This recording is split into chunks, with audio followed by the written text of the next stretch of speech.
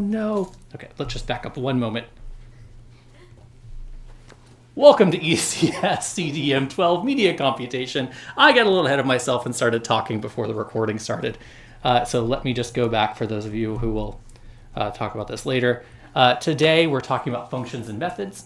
They're both synonymous. And the language that you use depends on the programming environment you're in. For instance, Java talks about methods.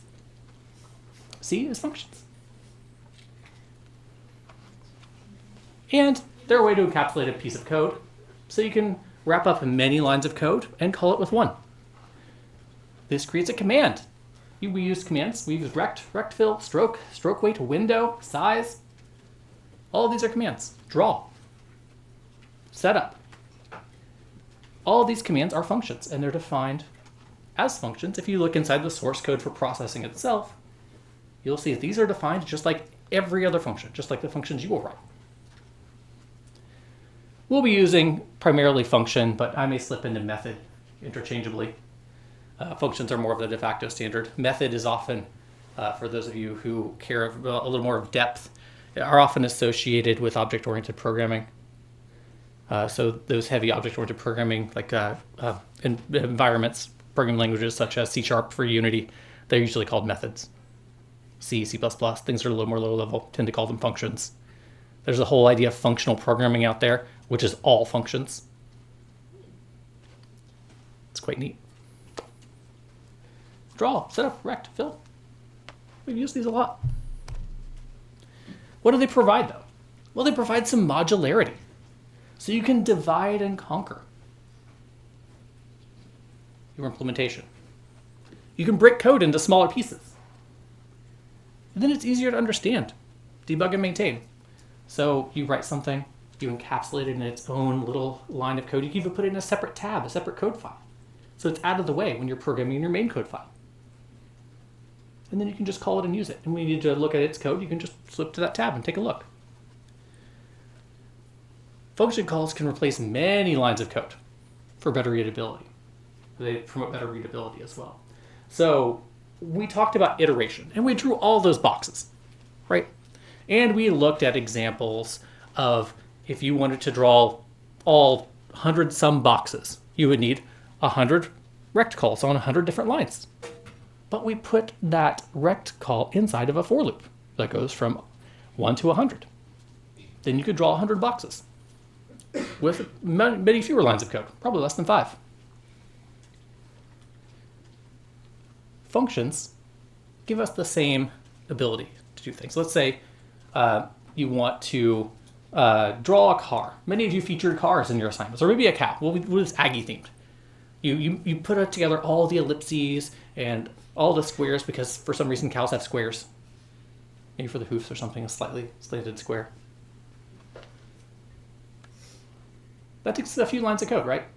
Got the spots, got the body, got the tail, got the nose. Probably got the septum nose ring for the cow. You got the horns, right? You got all this stuff. So you have, I don't know, 30, 40 calls to rect, ellipses, fill, whatever. Let's say you want to draw 2 cows. Well, you copy and paste that, do it again. 3 cows, copy that, doing it again. You may want to make the vista outside of, what is it? Trasero, where all the cows are near. Is that the dorm? Yeah. You want to go out there and you want to have that scene, a digital scene of you going and feeding the cows. And there's like 20 cows, 30 cows, 40 cows. 1,600 lines of code. We can do better, right? We can take that cow, all of our code to draw a cow, and put it in a function. 1 line, draw a cow. Give it an X and Y location of where you want to draw the center of the cow. You're good to go. Now, that way you can use the cow over and over again. You've now replaced 40 lines of code with 1 line of code. And if you want to draw a lot of cows, simply put that method, that function you just made to draw a cow, into a for loop. And all of a sudden you have the original cow drawing, 40 lines of code. And you've drawn 100 cows inside of a for loop, so now you're at 43 lines of code. Right, that's pretty nice. instead of the 1,600 lines of code, or no, 4,000 lines of code you would have had otherwise. So this is what we're getting. Reduce code, add modularity, and let's say like you also avoid all the copy and paste errors, right? That you'd have if you copied something 100 times, but it's likely you'll mess up somewhere and put like, I don't know, you'd try to save somewhere and forget to hit Control or Command. You just have like a random S somewhere messing up your syntax. It happens to me a lot. So you can avoid that. If you have an error in your function, all the cows will have the error. So it'll be pretty easy to see and fix. And now you can treat these like commands. They are now a core. They are now a capability your program has. They can use it whenever you'd like. You can even share your functions with your friends. Here's a code file for drawing a starfish. Use it as you will. So they can draw your starfish. They don't have to know how the starfish is drawn. They just need to know how to call the function that draws the starfish and include your code in their project. And this code sharing has sort of been at the heart of computer science and open source software for a very long time. There's definitely different ethos in software development. Some of it's very proprietary. We will never share the code. It is our intellectual property and the thing we make a bunch of money off of. Now, there are lots of other folks that think all code should be free and fair and open. It's intellectual property that belongs to humanity, not to any one individual person.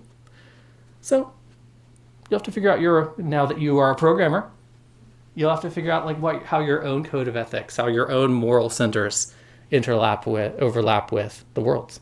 Yeah.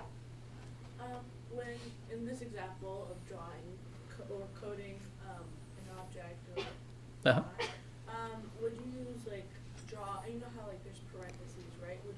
That's where you would name the object? Oh, we're getting there. Okay. We're getting there, and we're going explicit. I'll answer all of those questions. You can write your own. Let's take a look at that. This is the general form of a function or method. First, you give it a return type. Let's say it should return a value. Like you're having it sum a bunch of numbers, or give an average, or make a distance between two things. Did the circle collide with another circle? True or false? Returns a Boolean for hit detection. Hit boxes. And then you name the function. Like collision detect. C2C collision, circle to circle collision. And then left parenthesis. And then you give it a number of arguments. In our cow example, you'd probably want the X and Y location of the cow. Int X, comma, int Y. In the parenthesis. Now here we have no semicolon again. Here's where we have a code block. Now inside this block of code, every time you call that function, call that command you defined, this is the code that will be ran.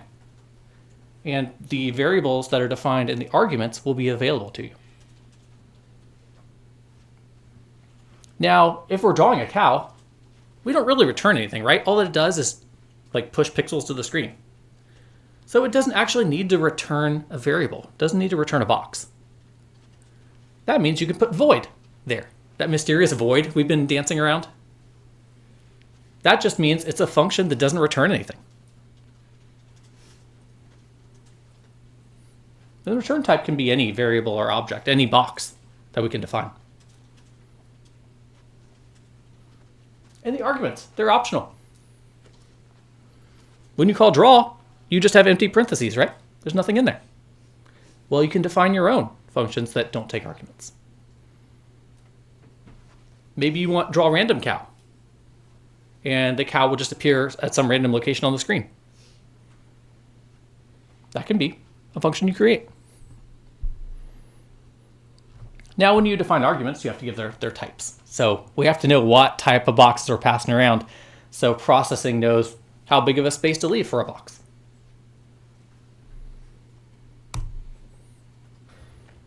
Here's an example of a function. This function takes two floating point numbers and returns their average. So let's break this down a bit. Float, or the return data type. The name of the function, average. And now we have a left paren then followed by a parameter list and a right paren.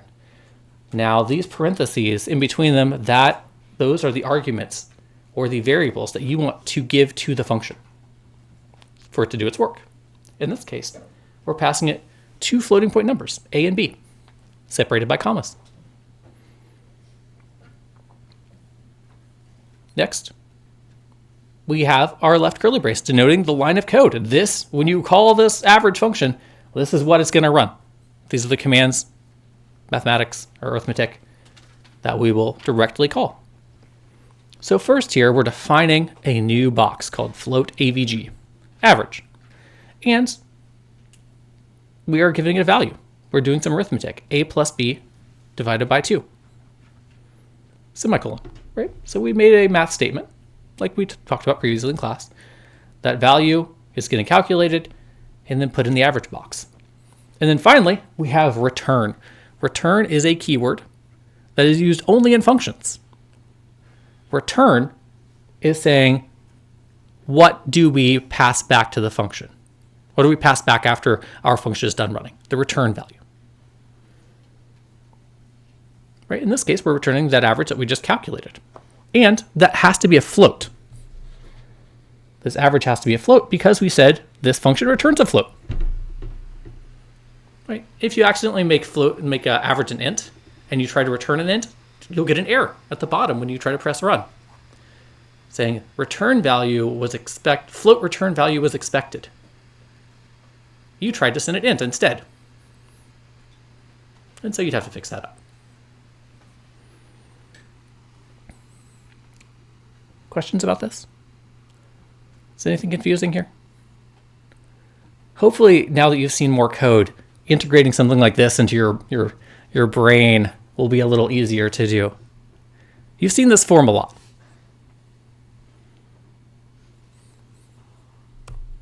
Arguments. Return type.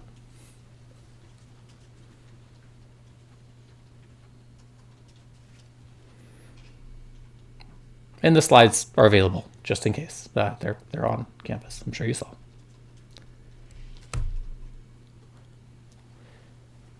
Let's take a look at, okay, so here's actually how you would call a function. I don't want to get ahead of myself. We have float num equals 100. We're making a new variable called result, and we're calling average. And we're passing in num, the variable num, and the value 50 as the two arguments as a and b in that order. And then we want to print the result. Right? So if we come back here, we have a was the value of num, which was 50, and b is 100. We'll now go in here, make a new box called avg, add 50 and 100 together to make 150 divided by 2, which would be 75. All of these are floats, so it would be a floating point number, be 75.0. That would be placed in average, and then we would return that. So what would this print? 75.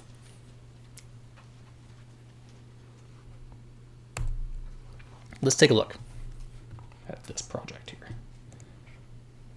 One moment, getting to materials. So the code files we're looking at today are going to be in our materials folder, examples, functions. And this one is called average.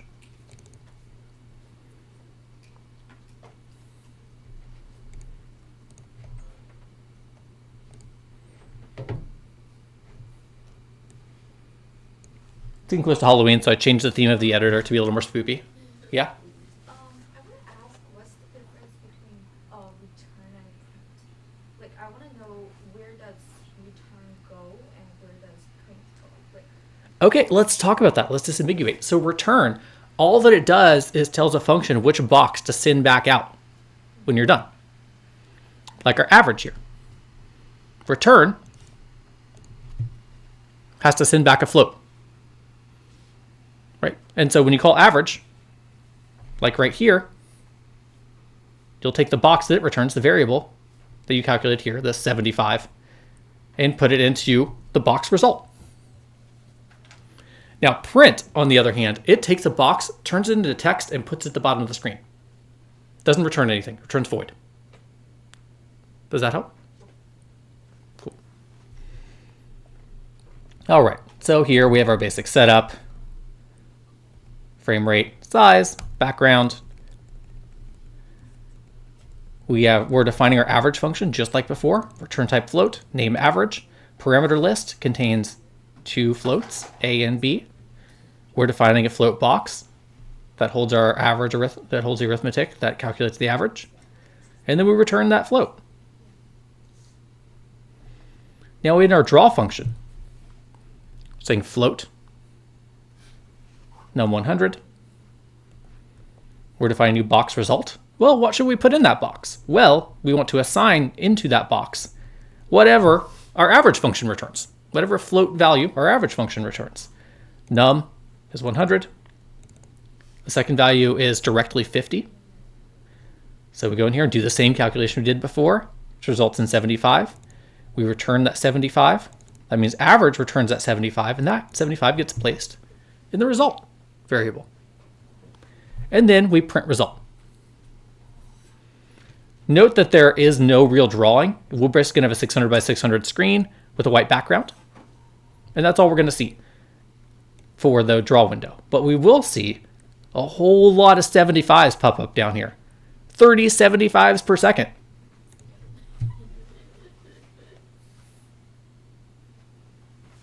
Whole lot of 75s, right?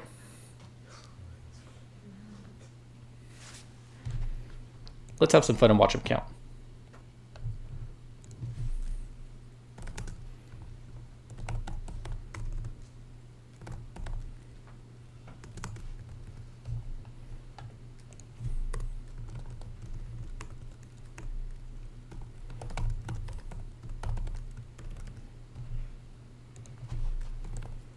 So I'm just going to add frame count, do a little string addition here.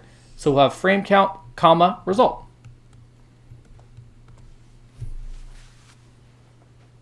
Oh. What did I do? Frame count 0. Oh, I did put that in draw. Oh. There we go.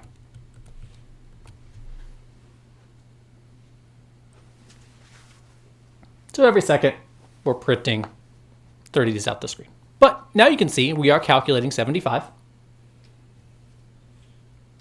Returning it and printing it. What do you think?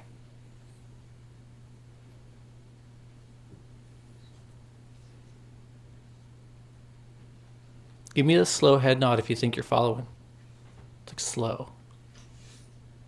Good, thumbs up. All right. Okay. Don't want to be too energetic. It is a foggy day. All right. Just as always, we're building a base, which we will horribly complicate as the class goes through. We're going to get some stuff going. Okay. Back to function exercise. So we did this. We did average.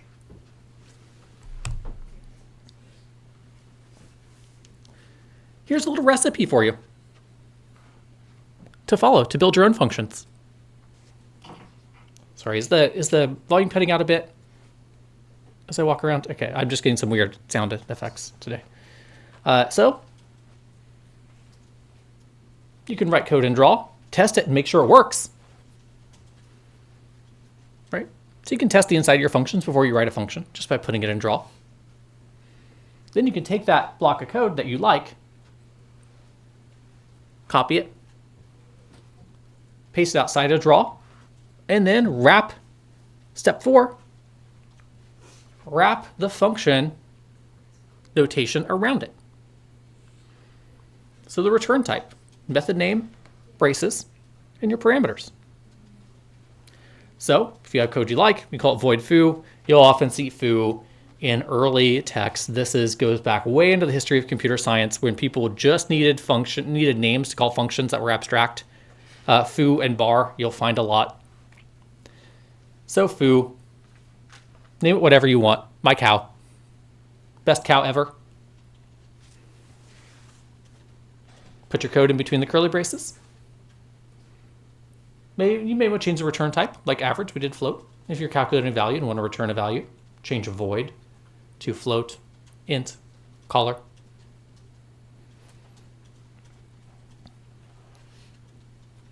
Replace that your code comment with actual your code, so that does the wrapping of the function boilerplate around the code you care about. Now add arguments, like float A and float B, inside the parentheses. Then call your function. Call your foo function inside of draw or setup, so you can see that it works. Simple recipe.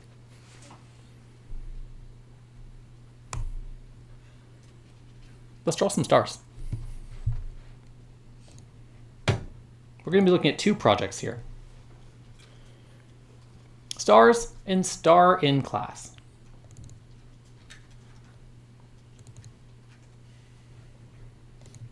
Let's close average.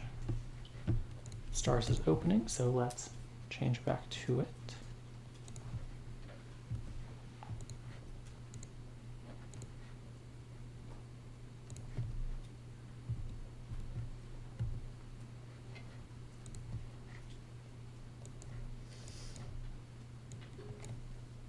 All right. So we have count variable. Let me make sure this is the correct one. Nope, I'm sorry. I opened the wrong one. We want to actually look at star in class first. This will help motivate the things we talked about earlier.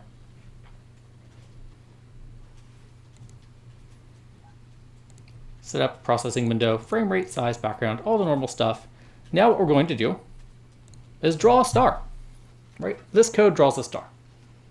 We're setting where the star X, the middle of the star's location, in X and Y. One moment. Sorry. Sneeze. Okay. Pardon. Check. Did I blow up the microphone? Okay, it works. All right. Then we have the main length of the star. And we have the second length of the star. Main length being 40, second length being half of the main length. Set our stroke weight to 2. Drawing a line. Mid to mid Y, main length. With mid X and mid Y endpoints. We're doing the same thing, except in the opposite diagonal. I'm sorry, the opposite mid X to length. Mid X to length, mid Y. Okay, yeah, so this is drawing up and down, vertical and horizontal line. And now we're drawing two diagonal lines of half the size and half the stroke weight. Right, so this is the class.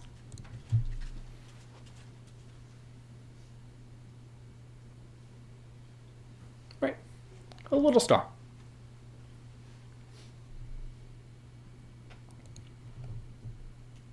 If we want to draw another star, we could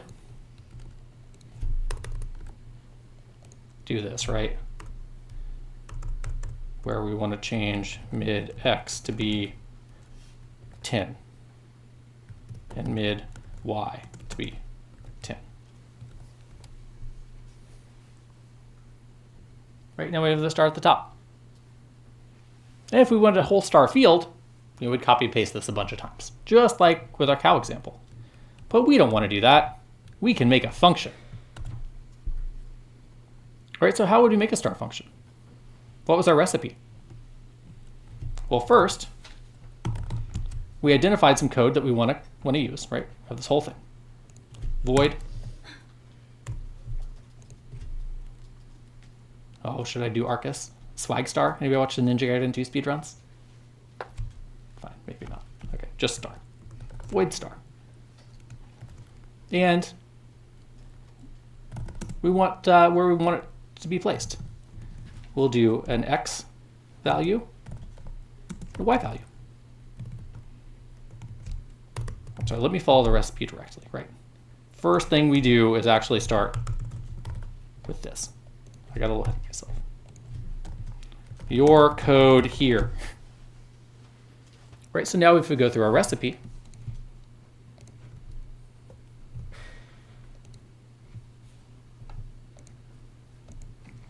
that was debugging. We want the other slide deck today. Here. So we wrote our code, we tested it, and it works. Now we want to copy and paste it and put it inside of this your code here, given the return type. Okay, so let's go back to our running example.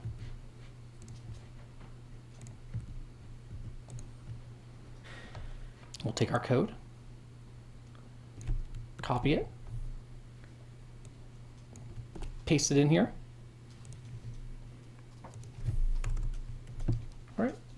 This doesn't just draw us to the screen, just like we're talking about with our count. Doesn't really return a value, so we don't need to change void. We want to change the name to draw star. Great. So now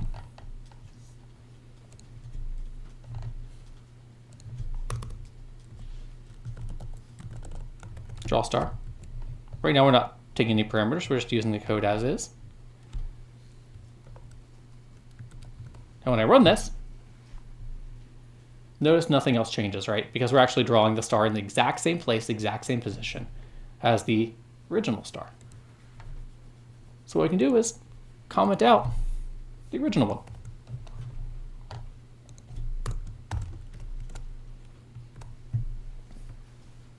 And now it looks the same, but now we're not drawing two stars overlapping with each other. But let's say we want to actually change the location of the star. Well, let's add in parameter list, int xloc, x location, int y location. Now notice we're getting some errors here. Function draw star expects parameters like draw star int int. Well, we're not doing draw star int int here, right? We're doing draw star with nothing.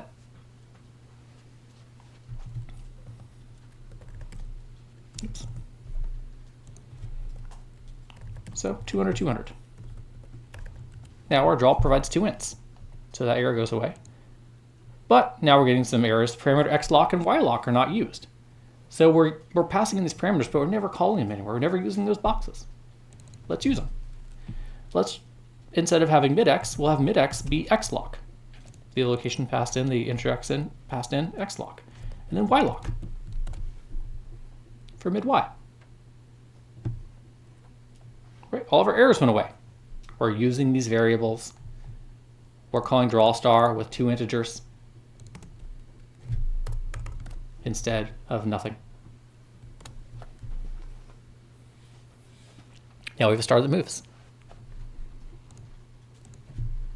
Let's draw a couple more stars. Copy and paste, draw command.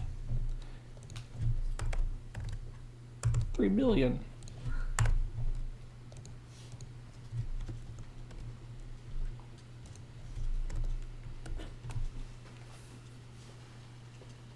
Three stars.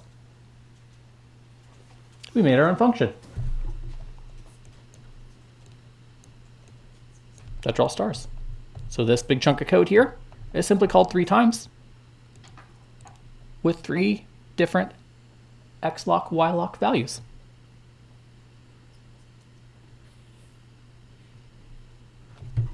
Right. Does this make sense?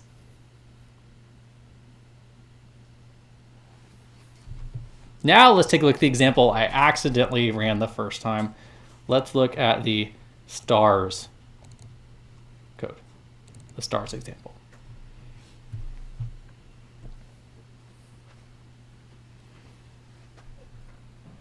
And let's run it. Be bold, break things here.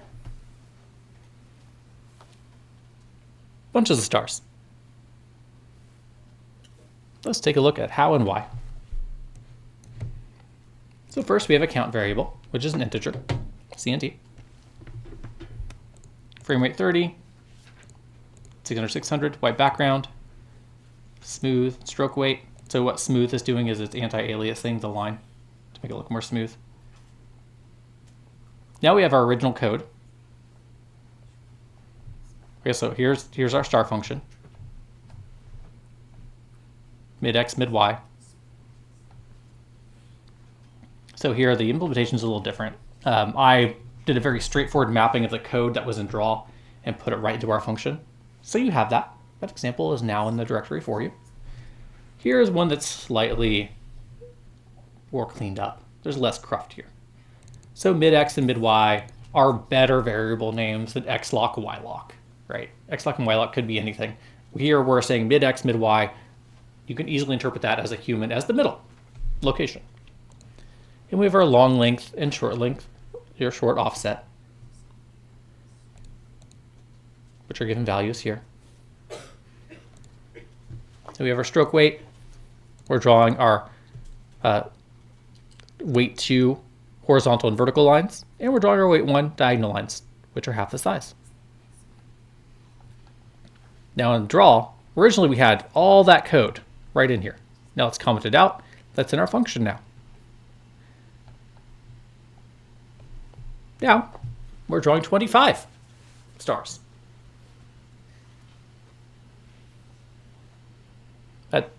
With the value with mid y and mid x or mid x and mid y values of anywhere between 0 and 599. Since random is not inclusive of the last number. And then we're increasing our count.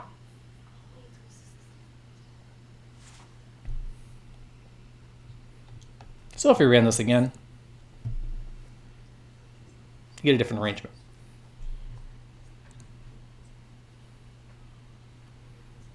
All right. How many? What absurd number of stars should we draw now? Give me an integer. 50?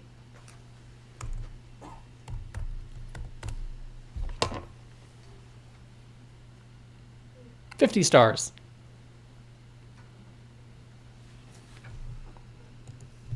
Boop.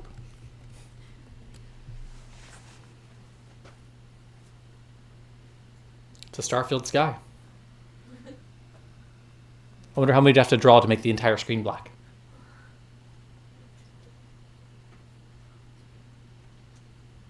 Now it's looking more crystalline, right?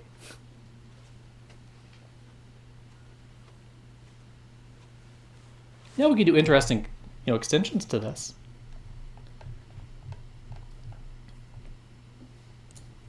Like random for the offsets. So now there'd be the long length would be a value of between 0 and 39, and short would be a value between 0 and 19. Let's bump this back down to 25.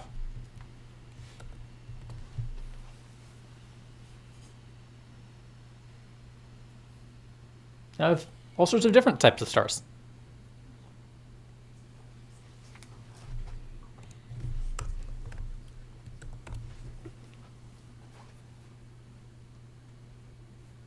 Right, it was super easy to do. Just added a few randoms.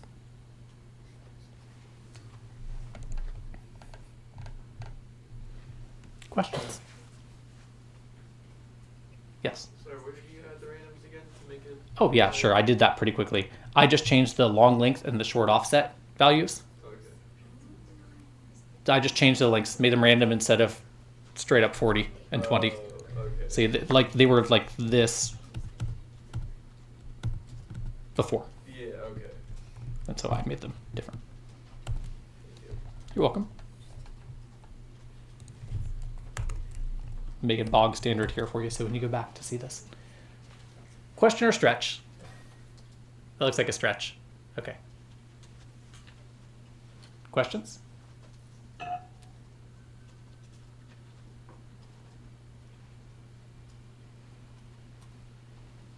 All right. Do you feel confident that you could write your own functions at this point? No? Okay. Then if you are giving me this or you're shaking your head no, what's confusing? How can I help? Yeah, we just gotta do it. Yeah. Oh, and you didn't bring your laptop. No, I didn't. I did. Yeah, so you'll get practice in this, right? Yeah. And then we tried to keep the examples low form today, but you've already done a bunch of these, right? Mouse pressed. So you've done calling of functions, of commands that you didn't write.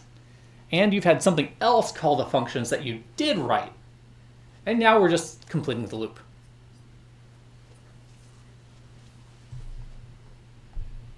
Like with star. All right.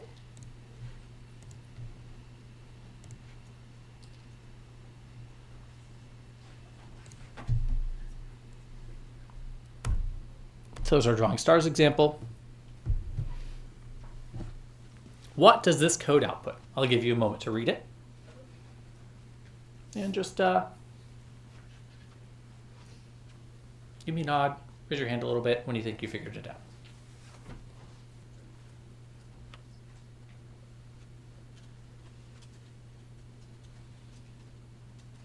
Good.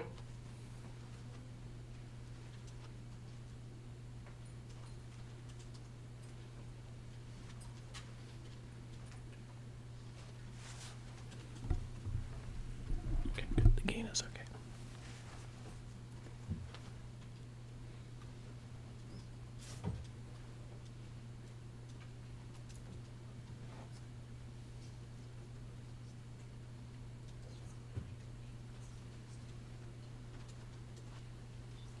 I see gears turning. All right, let's take a look at this. So we have a box A. We make a function called pass variable, int a equals a plus 5. Okay.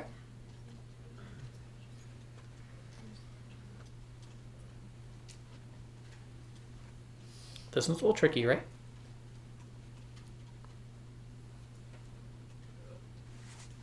Let's run this code. Oops.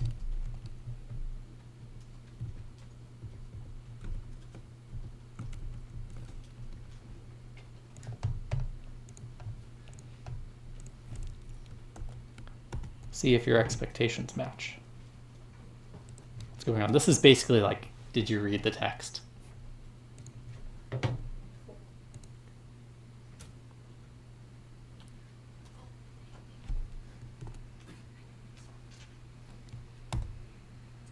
Oops, I don't need to save. I'll just run. Did you expect it to be 5? Yes. Yeah? Why not 10? There's no return, right? But good job. Well done. First off, I want to acknowledge that excellent answer in the let's go. Now, oh geez, I am not showing the correct screen. I am so sorry. I would jumped ahead of myself. Here, the answer is 5. Copy to paste it. Answer is 5. Now, this is a little complicated, right? Because we have a global variable a, right? And you could easily see us passing in testint as 5,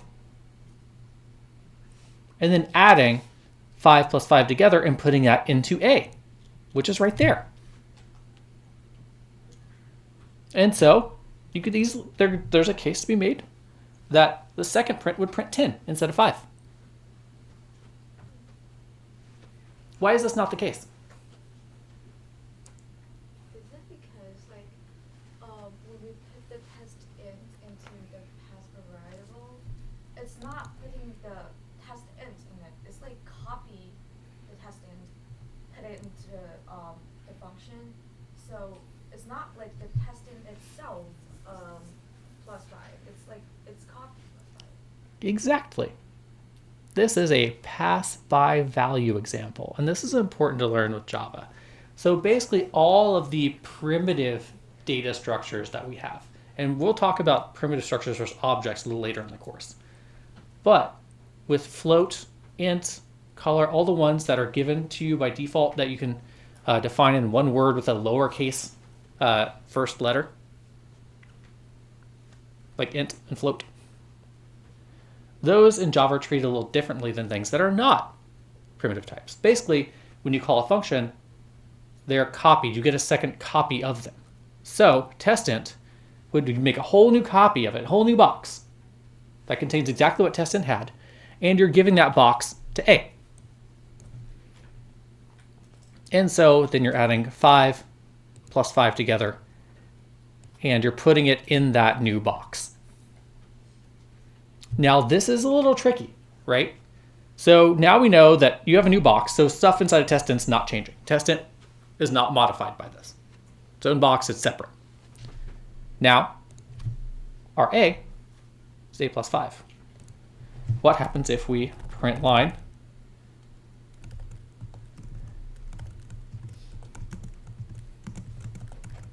this?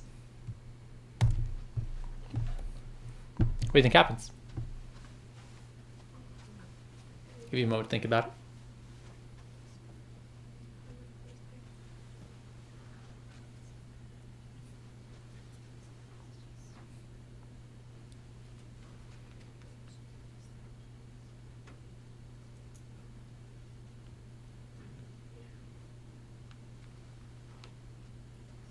All right, let's run it. See if you're right.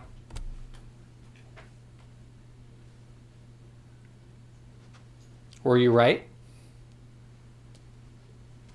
What's going on here? I see a tentative hand. Yeah? Well, you didn't really define a as 0, so I couldn't really add the 5 to it, right? Right. So a, the default value for integers is 0. We could make this 2. Oops.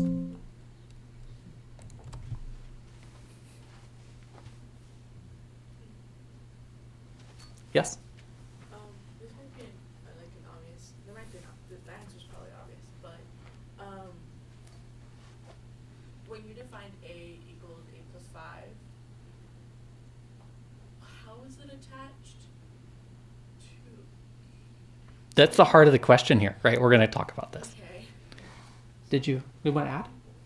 I think it's because like you're we're not using we're not using the a like int a the global variable into that like function. So like it's still a equals 2. We need to make that star gold. That was the right answer. Golden star.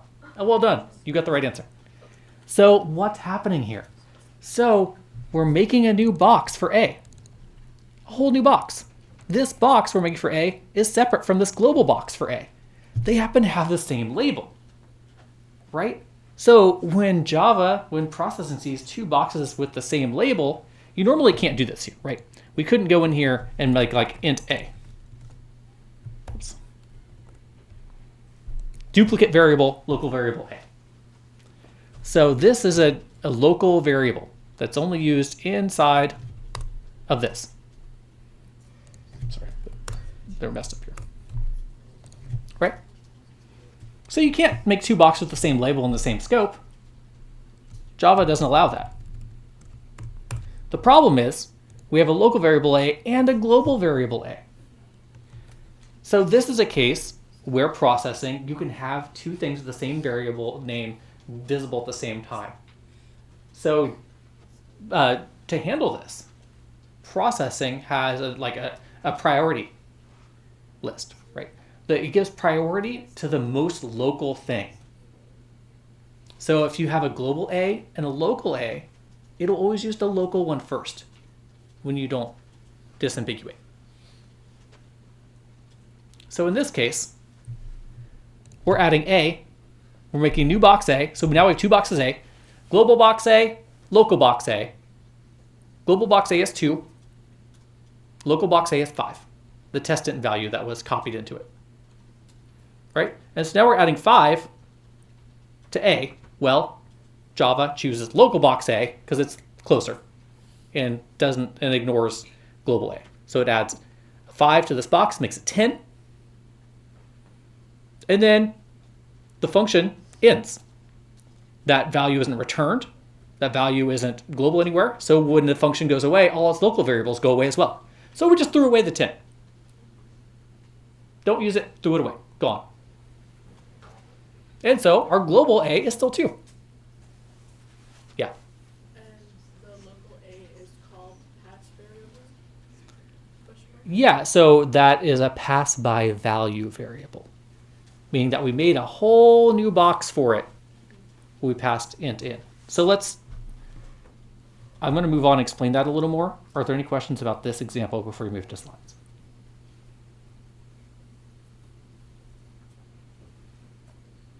All right. I will take your thumbs up as consensus for the entire class.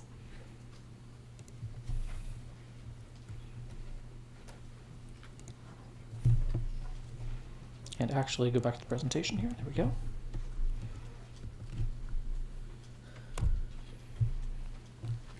Passing by copy or passing by reference. So pass by value is passing a copy. So maybe that's a better way for you to remember it. Int, floats, strings, they're all passed by copy. Bigger things are passed by a reference. So let's say you have a big data structure, a movie clip or something, or like an image that we use in the sprite sheet, like an entire spreadsheet. Could be huge, could be megabytes big. Now it doesn't make sense every time you call a function saying, hey, I want to print one sprite from that sprite sheet to screen, that you would make an entire copy of that huge thing and take up all that extra memory every time you want to draw a single sprite from it. It's already there. It's already in a big box. We don't need to copy the entire thing and make a second box for it, which is what passing by copy does. So this doesn't make sense for big things. Now, that's when it's passed by reference. So instead of say, hey, I'm going to make a whole new box with a spreadsheet in it and give it to you function, now we have two spreadsheets. Instead, it passes by reference. It says, okay, here is the location of the box in our warehouse for the sprite sheet. You can go get it and use that box.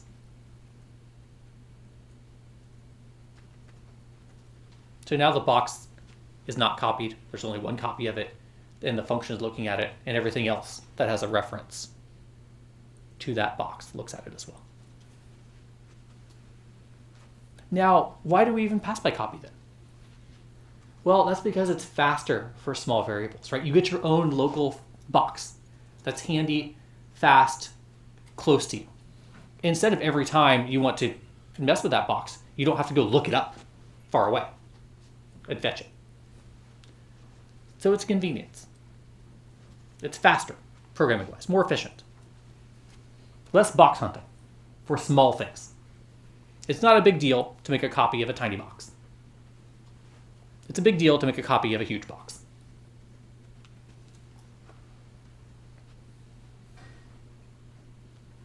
Does that make sense?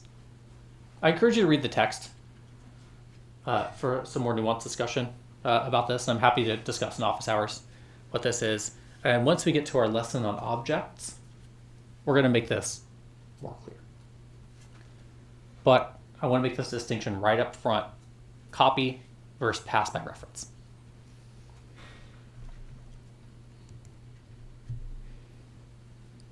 So there's a little animation so you can look at when you go through the slides to take a look. This is pass by copy. Test int 5. Test int has a value of 5 in setup. And we make a whole new box in A with the value of 5. Well, I meant that to be a bigger 5. Tiny 5. Still the same bits. So there's a whole new box inside of pass variable A. A inside of pass variable. Whole new box for that parameter, that local variable A. And now we update that A to 10 when we run that code. And then finally, the A box would go away when the function ends and not be saved anywhere else. Yes? So what should we do if we want the previous that code output to be like 10? I mean, there's a lot of ways to think about that. So do you mean we want A to be 10 at the end? In the test int. Yeah, test int. So if you want test int to be 10, all right. Well, I mean, in this case, since we're working with pass by value variables, we'd actually probably want to return A. Yep. Then change from void to int. So we gave it a return instead of no return. Oops. And that means we'd have to do this.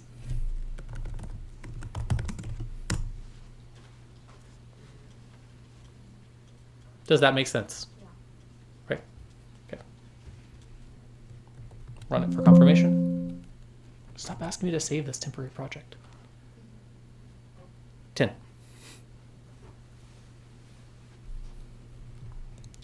Now, since I'm working with the version in Google Drive, I'm going to get rid of those changes.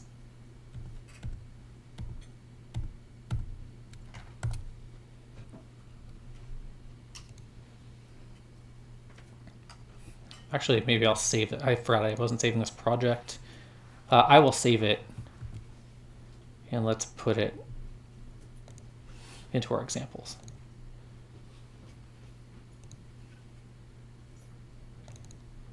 Examples, functions, I'll just call it test int. All right, now this project is available for you to look at.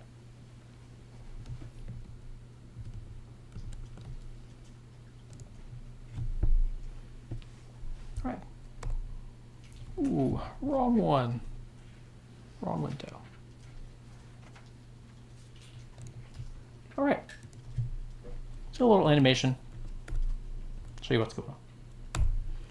Now, passing by copy or passed by reference. So objects are passed by reference.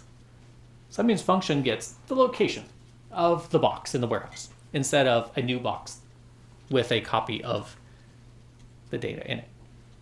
Now, making changes to the reference will change the object. So if anyone else wants to access that, say, sprite sheet, that thing, that object that you're getting reference to, if anyone changes it that has a reference to it, everyone will see those changes.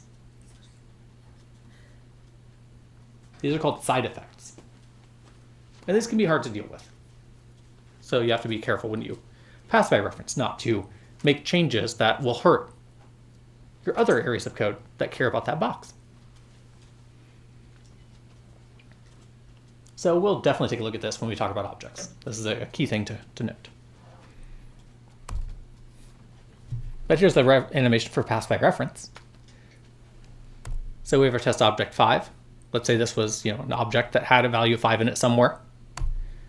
And now we have our pass by reference A. So in that parameter A simply gets a reference to that existing test object box. So anytime you change it, it would change it for everyone.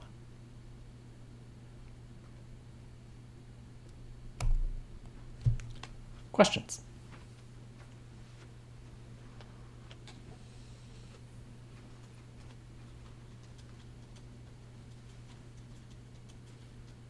All right.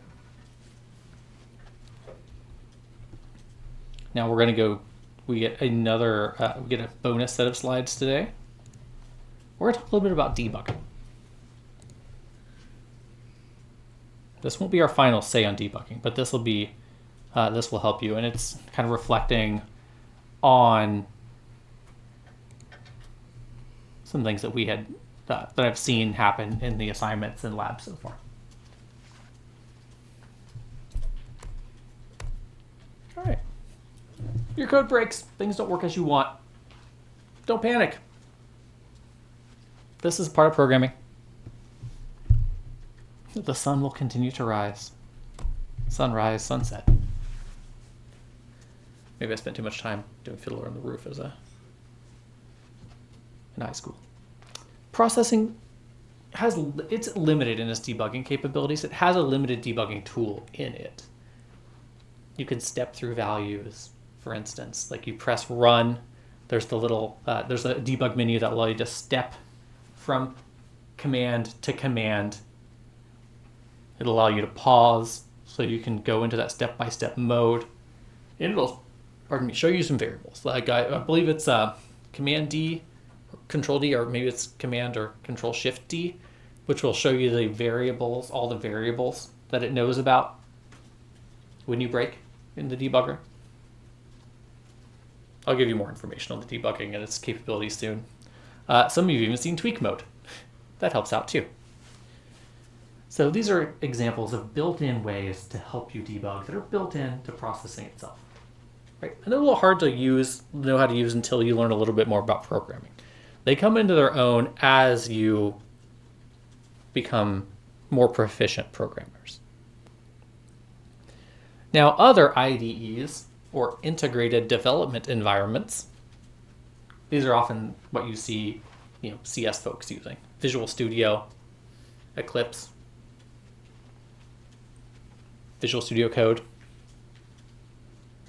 MATLAB, Maple, R. I guess R. Is R an IDE? I typically write R code in my own editor, so then run it somewhere else. Anyway. But these often have a lot of capabilities for you to help you understand and fix bugs in your code, such as breakpoints. So you put a breakpoint in your code. That means when your code goes to that line, it stops, and you can inspect what's there. You're breaking execution temporarily so you, as a human, can see what the values are. And then that means after you've stopped, you're at a breakpoint, you can start stepping through your code line by line and seeing how all the variables change. There's also this idea of watching variables. So you can put like a condition on your variables. So these are often called conditional breakpoints when you use these watching variables. If my value x is greater than 10, then stop. So right when that value becomes greater than 10, you break. And so you can step through and see what made it 10, or what the context around it was around that 10. So those are handy. But there's a lot of debugging techniques you can do even before you use these fancy tools. One is to simplify while coding. So, and I've been guilty of this when I was a young computer scientist, when I was a young programmer. Writing a whole bunch of code before you even run it. Right? That means you haven't tested all the code you've ran for errors. That means you have a whole large section of code where there could be problems. And so now debugging becomes harder because, or finding your problems and fixing them becomes harder because there's just a lot more code to look at. The problem could be anywhere. And when you're new to programming and all these error messages, all the little things that are in red text that look all angry at you when you press run, those can be really hard to interpret until you're a better programmer, or until you learn more about the context. You see those errors more and you kind of get patterns on how to fix them. So to cut down on that problem, just run your code more often. Write 2 or 3 lines. Run it. Did it run as expected? Right? Run small, test small, then build up. That gives you just a more solid foundation. Things are, you know it's solid here, you know it's solid here. Oh wait, I wrote these 2 lines of new code and there was something unexpected. Okay, well the error is probably in those 2 lines of code. So now you know exactly where to look. Helps you catch bugs quickly and helps isolate where they can be found. That's sort of half the battle.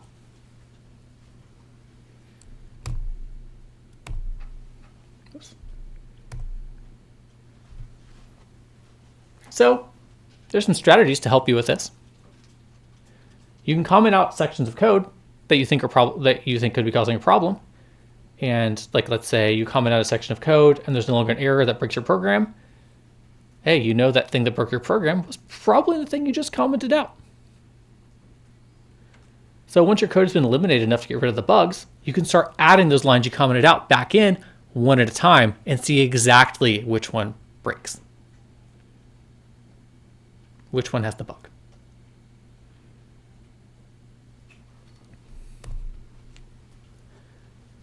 And then you can use simple tests. So you want to use as simple test as possible that will replicate the bug. Right? So instead of running an algorithm on a photo, run it on a small color, 2-color image that's just like black and white, and see if that is a problem. See if the problem still persists. Now you've taken out all the possibilities of color information being things that cause the errors. If the error happens in black and white, you know it's a more fundamental problem. So the idea here is we want less things to consider. And we get more information on the actual type of bug and how it operates, which context it is causing problems in. And that gives us more information, more ways to update our mind with respect to the code to fix the problem.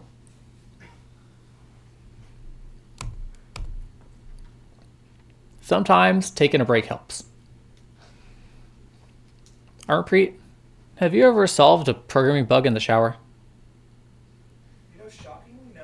Oh, you broke my example. You could have just said yes. I could have said yes. Okay, when have you relaxed and that has helped you solve a problem? Have I solved a debugging problem while trying to go to bed? Yes. Yeah, That right? happens to me constantly. Or on a run, or just like cleaning and stuff like that. So yeah. Yeah, so this often our brains will work on problems in the background. And if you're sitting there banging your head against a problem, it could be worth a breather if you're stuck, particularly if you're getting frustrated. Before you smash your keyboard or punch your screen or whatever, just go somewhere else. Take a break. Eat a burrito. Get some matcha. Just calm yourself, relax.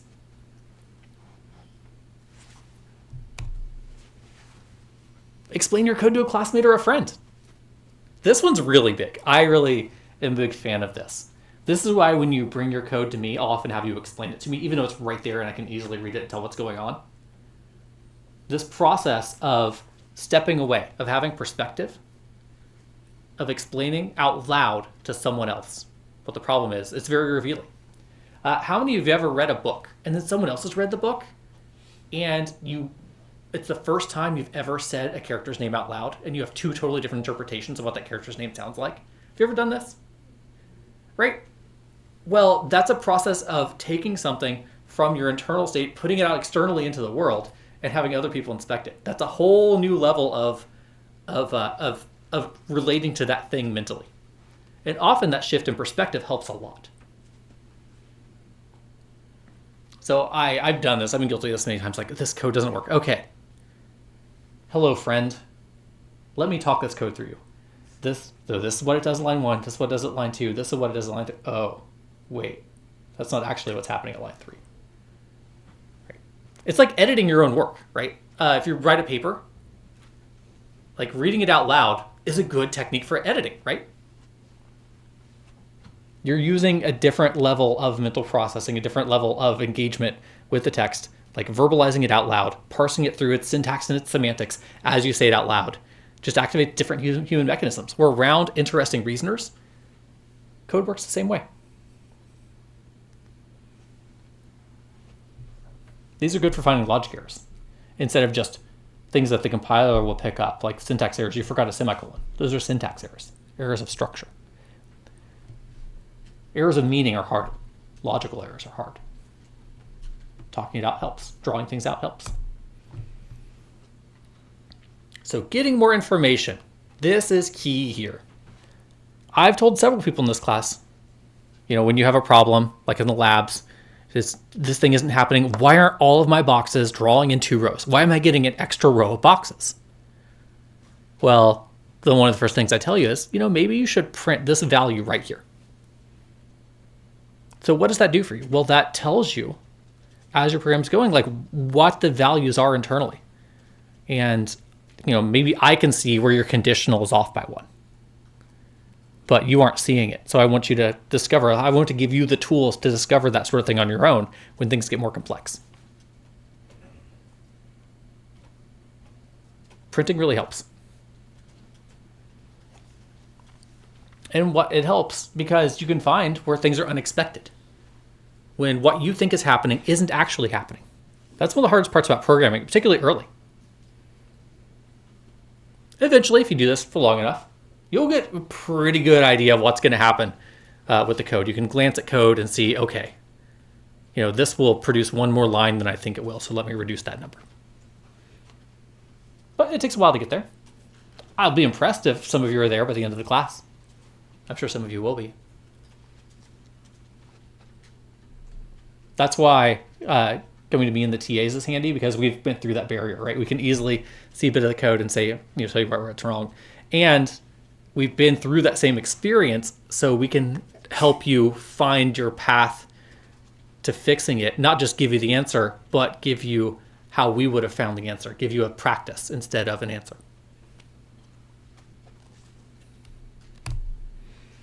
All right. We did a little early today. Should we look at something fun? Let me find something fun for us.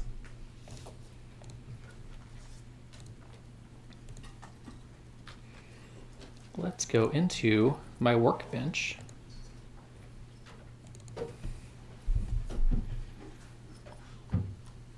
Should we do something with sound? Do some music? Okay, let me... This will definitely be a lot of code you haven't seen before. So just that caveat.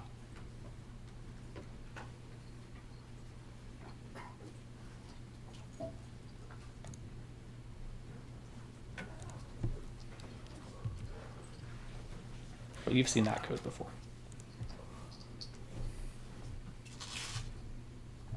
Let's see here. Audio file, music clip, active sound.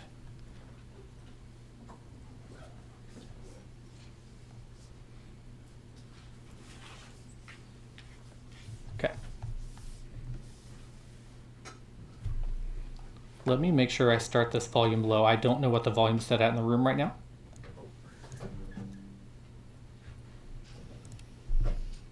This will be a little, you'll see things on the screen here. Maybe.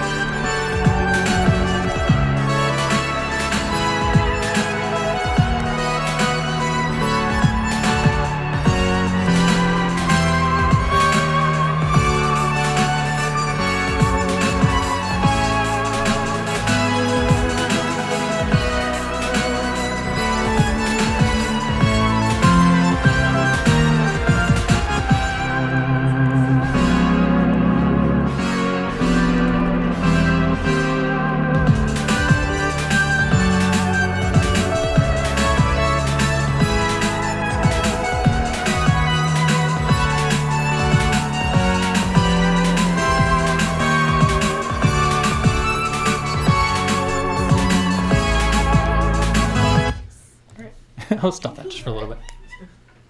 All right, that was one of my favorite tracks from Summoning Salt, the sort of like speedrun documentarian. Yeah, you'll hear this song through there. I bought it so we could use it in class. I paid them a good chunk of cash to support them, so we could share it with you. Now, let's change modes.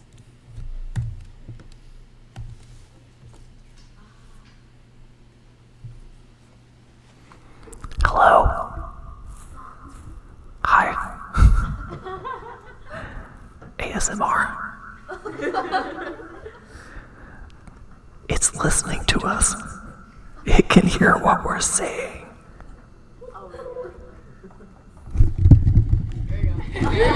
Does anyone have fingernails? I don't.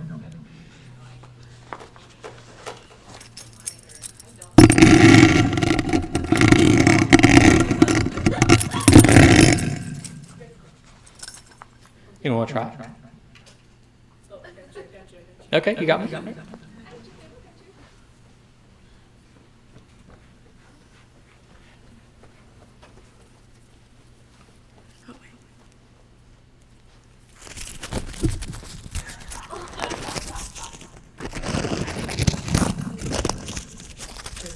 Okay. Good job. All right.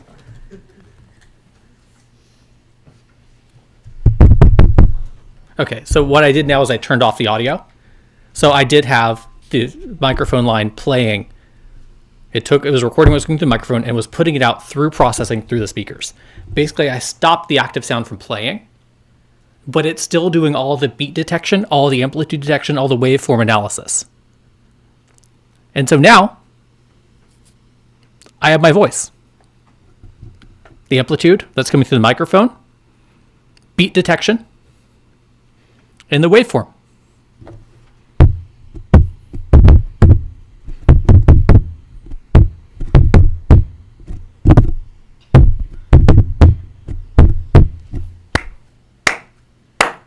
Right? All right. That takes us to 11:50. I'm happy to chat about this. If you want to talk about this code like during office hours or during lab, feel free. I have it. I can share it.